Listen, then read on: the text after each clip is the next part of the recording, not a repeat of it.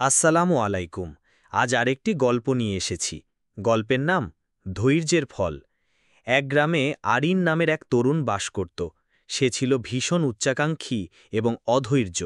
তার স্বপ্ন ছিল সে গ্রামের সেরা ফুল চাষী হবে এবং অনেক টাকা আয় করবে। তাই সে তার বাড়ির পাশের এক টুকরো জমিতে একটি ফুলের নার্সারি শুরু করল।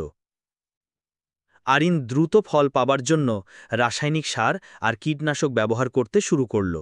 তার উদ্দেশ্য ছিল যত তাড়াতাড়ি সম্ভব গাছ বড় করে ফুল ফুটিয়ে বাজারে বিক্রি করা। প্রথম দিকে সে সফলও হল। তার নার্সারির গাছগুলো দ্রুত বেড়ে উঠতে লাগল এবং রঙিন ফুলে ভরে গেল। অল্প সময়েই তার নাম ছড়িয়ে পড়ল। গ্রামের অন্য প্রান্তে বাস করতেন এক বৃদ্ধ মালী, নাম রহিম চাচা। তারও একটি ফুলের বাগান ছিল, তবে তার বাগানটা ছিল আরিনের নার্সারি থেকে একদম আলাদা। রহিম চাচা কোনো রাসায়নিক ব্যবহার করতেন না। তিনি মাটি তৈরি করতেন ধৈর্য ধরে, জৈব সার দিয়ে। তার গাছগুলো ধীরে ধীরে বড় হতো, কিন্তু সেগুলো ছিল বেশ স্বাস্থ্যবান ও মজবুত।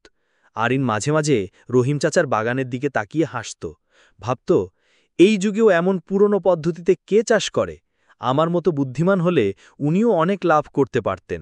কিছুদিন পর আরিনের নার্সারিতে সমস্যা দেখা দিল।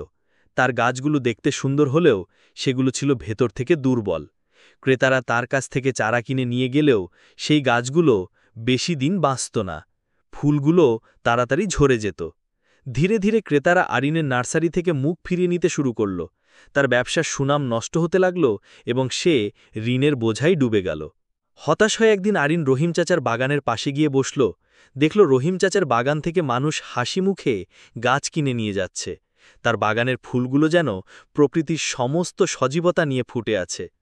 আরিনের বিষণ্ণ মুখ দেখে রহিম চাচা তার কাছে এগিয়ে এলেন। নরম গলায় জিজ্ঞেস করলেন, কি হয়েছে বাবা? তোমাকে এমন চিন্তিত দেখাচ্ছে কেন?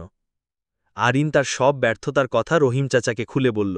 সব শুনে রহিম চাচা হাসলেন। তিনি আরিনকে নিজের বাগানে নিয়ে গেলেন এবং একটি চারাগাছের দিকে ইশারা করে বললেন, দেখো, এই গাছটাকে আমি জোর করে বড় করিনি।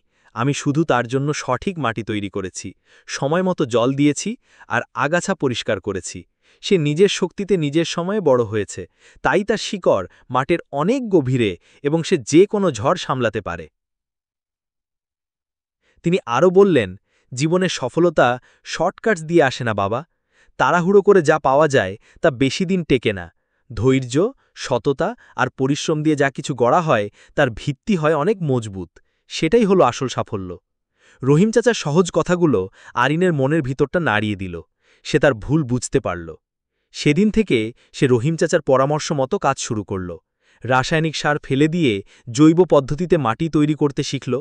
প্রতিটি চারার যত্ন নিতে লাগল ধৈর্য ধরে। সময় লাগল, কিন্তু 1 বছর পর আরিনের নার্সারি আবার সবুজে ভরে উঠল। এবার তার গাছগুলো ছিল স্বাস্থ্যবান আর ফুলগুলো ছিল সতেজ ও দীর্ঘস্থায়ী।